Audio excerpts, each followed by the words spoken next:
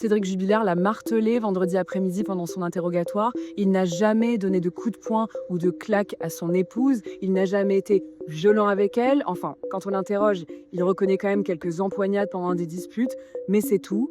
Et surtout, il le dit et le redit, il n'a pas tué Delphine. En fait, on a vu tout cet après-midi un Cédric Jubilard inflexible, impassible, mitraillé de questions par la présidente, mais aussi par les avocats généraux, les avocats de partie civile.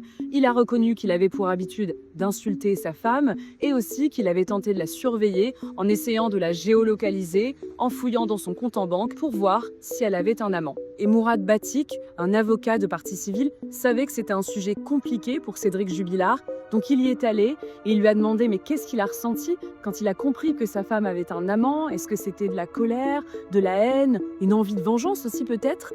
Et en fait, face à lui, il avait un Cédric Jubilard toujours impassible, inflexible, qui lui disait non, non, non, rien de tout ça, j'avais mal au cœur, c'est tout. Pendant tout son interrogatoire, Cédric Jubilard est resté concentré, malgré les signes de fatigue, avec très souvent en fait des réponses courtes, comme depuis le début du procès.